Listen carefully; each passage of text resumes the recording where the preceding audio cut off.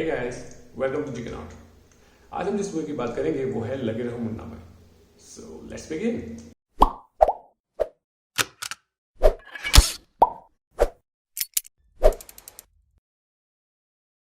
लगे रहो मुन्ना भाई एमबीबीएस की स्पिरिचुअल सक्सेसर थी या स्पिरिचुअल सीक्वल बोलते हैं लोग उसको। अब स्पिरिचुअल सीक्वल या सक्सेसर क्या है?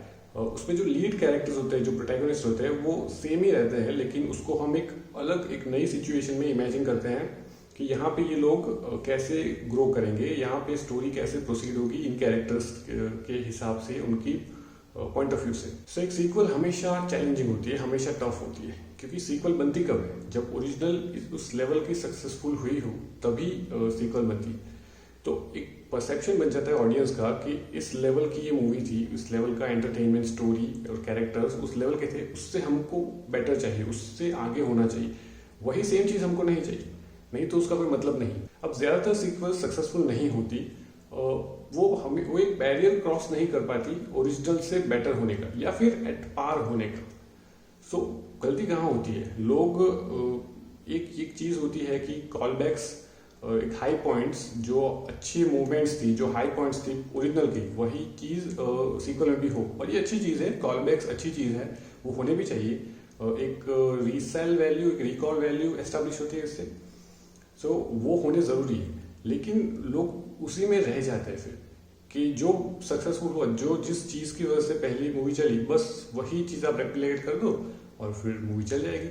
लेकिन वो होता नहीं है। मूवी के हाई पॉइंट्स को तो रेप्लिकेट करना भी चाहिए। उसके जो एक्शन सीक्वेंस थे, कोई चेज सीक्वेंस था, या फिर कॉमेडी या कोई ड्रामा, कुछ भी, ये एक अच्छा रिकॉल देती है ऑडियंस को कि उनको याद आता है कि ये चीज़ हमने ओरिजिनल में देखी थी। तो एक कनेक्शन एस्टैब्लिश होता है ओरिजिनल और सक्सेसर के बीच में। अब ये दो सीन्स देखते हैं, मुन्ना भाई एमबीबीएस और लगे रहो मुन्ना भाई के। अब इसको पूछता हूँ, ये सफारी सूट क्या है?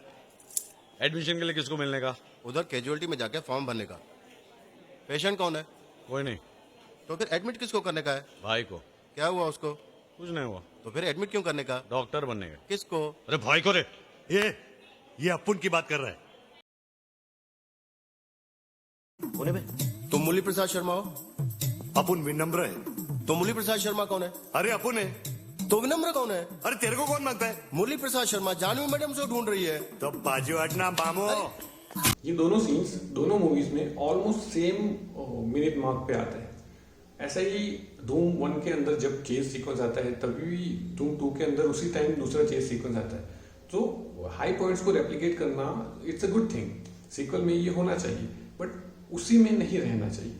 वो तो मतलब वो साइड की चीज, वो सब्सिडरी चीज है, वो होनी चाहिए। लेकिन मेन क्या है? मेन आपकी स्टोरी है।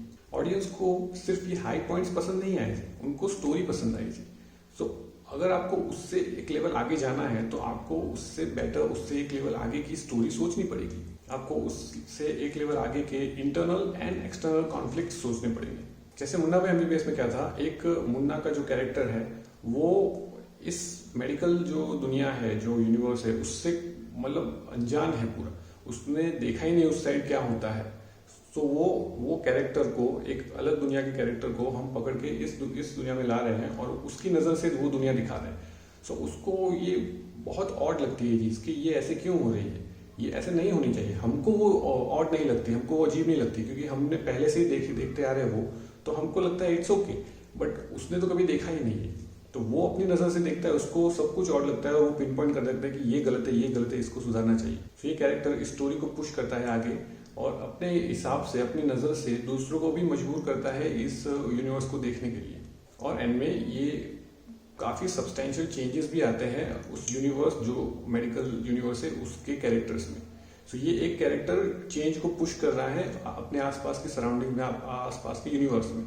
अभी ऑलरेडी एक बहुत ही अच्छी स्टोरी है, अभी इसको हम कैसे इससे भी बेटर स्टोरी बनाएं। सो लगे रहो मुन्ना भाई में इन्होंने क्या किया कि मुन्ना का जो कैरेक्टर है उसमें ही फंडामेंटल चेंजेस लाए, उसके ही फंडामेंटल वैल्यूज को उन्होंने चेंज किया। उसका कैरेक्टर एक भाई का कैरेक्टर है, तो वो वायलेंस बचपन से ही वो सीखता आया है, उसको यही तरीका पता है काम निकलवाने का, काम करने का। लेकिन उसी के कैरेक्टर में पहले चेंज आया, फिर उसने वो चेंज बाहर पुश किया दूसरे लोगों की तरफ। तो इंटरनल एंड एक्सटर्नल दोनों कॉन्फ्लिक्ट में ये स्टोरी पहले वाली स्टोरी को ट्रम्प कर जाती है। तो इससे हम क्या सीख लेते हैं कि हाई पॉइंट्स, जो अच्छी चीजें थी, जो वर्क की है ओरिजिनल में, उसको रिपीट करना, उसको वापस लाना, वो तो जरूरी है ही, वो करना चाहिए, लेकिन द कोर इज स्टोरी। आप फाइंड कीजिए better external and internal conflict for your character, तब जाके वो एट पार या उससे भी बेटर बनेगी। और यहीं पे सबसे ज्यादा गलती होती है लोगों से, इसीलिए सीक्वल हमेशा ओरिजिनल से खराब होती है या उसके सेम लेवल पे भी नहीं होती कई बार, और उससे आगे जाना तो बहुत ही मुश्किल हो गया, क्योंकि लोग फोकस करते हैं सब्सिडरी चीजों पे कि जो जो चीजें, जो जो एक्शन सीक्वेंस या कॉमेडी जहां जहां वर्क की वही चीज हम रेप्लिकेट कर दें, लेकिन कोर चीज तो स्टोरी है। अगर उस पर आप फोकस नहीं करोगे तो फिर it just falls apart, the whole thing falls apart. और एक और चीज है, एक और ब्राउनी पॉइंट आप बोल सकते हो कि अगर आप मूवी से, अगर आप स्टोरी से कुछ अच्छा लेकर, कुछ अच्छा सीख कर जाओ, अगर कोई लेसन टीच कर जाए स्टोरी, तो वो तो अलग ही चीज होगी। मतलब अगर वो कर जाए आपकी स्टोरी तो बहुत एक बड़ी फीट आपने अचीव कर ली। पहली मूवी में ये सीख थी कि ह्यूमैनिटी, आपको ह्यूमैनिटी रखनी चाहिए। जो मेडिकल फील्ड है उस वहाँ पे ये चीज़ की कमी लग रही थी मुन्ना को, और at the end of the movie ये चीज़ चेंज होती है बाकी सब लोगों में, ह्यूमैनिटी की। और सेकंड मूवी में उसमें खुद में भी चेंज आते हैं, वो उसके वैल्यूज भी चेंज करता है और सीखता है कि non violence is a better way, और वो चेंज वो दूसरों की तरफ भी लेता है, दूसरों को भी चेंज करता है। सो सेकंड मूवी से हम बेटर लेसन लेके जाते हैं फर्स्ट मूवी से, which is always a good thing.